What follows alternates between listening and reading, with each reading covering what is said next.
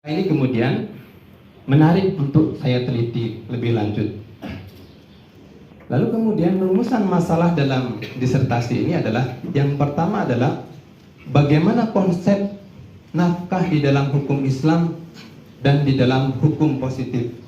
Jadi di sini saya ingin melihat terlebih dahulu bagaimana sebenarnya konsep nafkah yang ada di dalam hukum Islam dan kemudian yang ada di dalam hukum positif. Kemudian rumusan yang kedua adalah bagaimana implikasi dari pemahaman dari konsep nafkah yang ada dalam undang-undang dalam di sini adalah dalam hukum Islam dan kemudian hukum positif. Hukum positif ini adalah Undang-Undang Perkawinan Nomor 1 Tahun 74 dan kemudian kompilasi hukum Islam. Lalu kemudian yang ketiga adalah bagaimana konsep nafkah dalam tafsir mubaddalah dan pengaruhnya terhadap pembaruan hukum keluarga di Indonesia.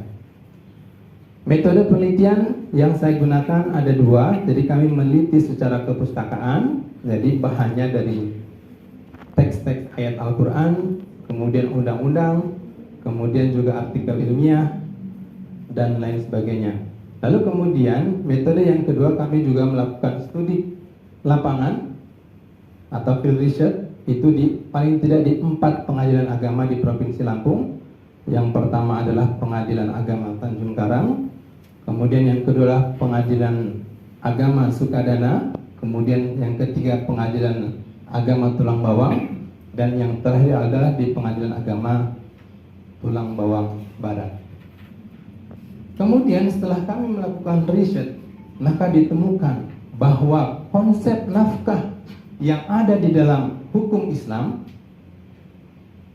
itu memang mewajibkan hanya laki-laki dalam pemenuhan nafkah, sedangkan istri tidak memiliki kewajiban dalam pemenuhan nafkah. Lalu kemudian di dalam hukum positif, di sini adalah Undang-Undang Perkawinan Nomor 1 Tahun 74 dan kompilasi hukum Islam juga menegaskan demikian. Setidaknya dalam Undang-Undang Perkawinan Nomor 1 Tahun 74, masalah konsep nafkah ini dituangkan di dalam pasal 34 ayat 1. Yang di situ bahwa suami adalah memiliki tanggung jawab memenuhi kebutuhan nafkah keluarga. Sama halnya di kompilasi hukum Islam, ini dijelaskan, dituangkan di dalam pasal 80 kompilasi hukum Islam, yang kemudian juga menegaskan bahwa laki-lakilah yang memiliki kewajiban.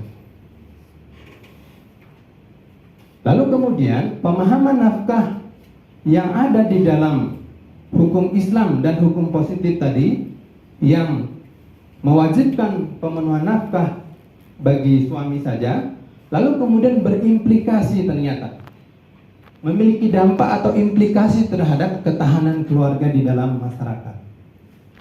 Maka kemudian setelah kita teliti, paling tidak kita melihat ada 8 putusan yang kita lihat, memang di situ istri mengajukan gugatan cerai ke pengadilan agama karena nafkah.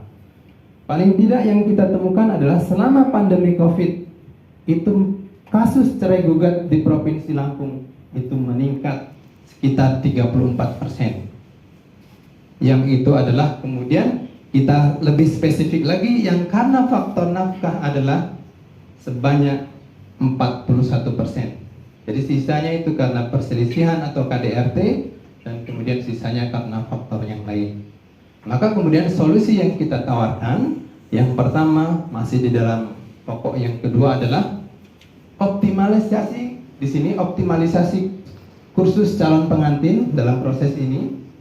Sebelum menikah itu memang BP4 ini harus difungsikan dengan baik.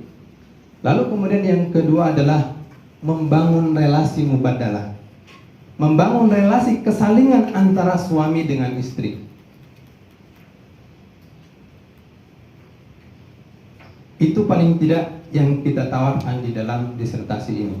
Lalu kemudian kesimpulan yang ketiga adalah konsep mubaddalah seorang suami dengan istri maupun dalam perkara lain. Jadi konsep mubadalah ini adalah relasi keseimbangan kesalingan, saling bekerja sama, bahwa suami dan istri itu memiliki tanggung jawab yang sama dalam hal mengurus rumah tangga. Ketika dalam kasus pandemi misalnya, bahwa ketika suami dalam keadaan sulit, maka kemudian istri tidak boleh ujuk-ujuk mengajukan gugatan cerai. Ketika dia memiliki paham atau memahami tentang konsep kesalingan, jadi relasi antara suami dan istri dalam kondisi sulit, posisi suami dan istri itu bisa berbagi peran. Sama halnya kemudian istri, ketika istri mencari nafkah dalam hal membantu suami, sama halnya suami juga memiliki kewajiban yang sama dalam mengurus rumah tangga. Misalnya mencuci baju, mengurus anak, dan lain sebagainya. Jadi posisi ini yang kemudian menjadi penting, relasi. Maka kemudian dengan pemaknaan atau dengan melakukan reinterpretasi, melakukan tafsir ulang terhadap ayat-ayat teks Al-Quran maupun hadis, maupun pendapat ulama-ulama klasik, yang kemudian juga di dalam hukum positif, baik Undang-Undang Nomor 1 Tahun 74 maupun Undang-Undang atau kompilasi hukum Islam, maka kemudian ini perlu dilakukan reinterpretasi atau bahkan revisi. Karena yang kita tahu bahwa Undang-Undang Nomor 1 Tahun 74 hari ini usianya adalah sudah 51 tahun. Sudah menjadi tidak relevan. Bahwa pada posisi tertentu suami dan istri itu bisa berbagi peran, saling membahagiakan, konsep resiprokal, saling membahagiakan, saling bekerja sama. Lalu kemudian setelah hasil penelitian ini, kami memberikan rekomendasi, paling tidak 3 rekomendasi yang kami tawarkan. Rekomendasi yang pertama adalah kepada pemerintah dan DPR hendaknya melakukan revisi secara terbatas terhadap Undang-Undang Perkawinan Nomor 1 Tahun 74 dan kompilasi hukum Islam, khususnya terkait dengan nafkah. Bahwa nafkah itu harus dipenuhi secara bersama-sama, harus saling. Kemudian rekomendasi yang kedua adalah kepada ulama-ulama kontemporer hendaknya melakukan reinterpretasi atau tafsir ulang menggunakan tafsir mubadalah. Bahwa teks-teks klasik itu memiliki potensi untuk dilakukan penafsiran ulang sesuai dengan konteks. Karena bisa jadi dulu konteksnya adalah demikian, hari ini konteksnya bisa jadi berbeda.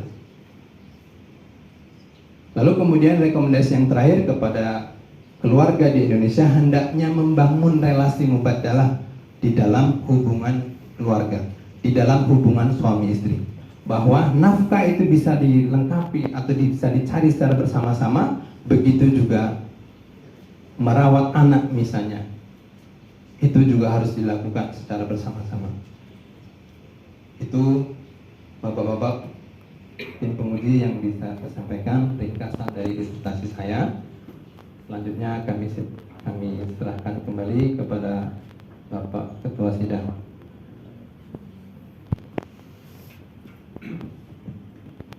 Baik, terima kasih.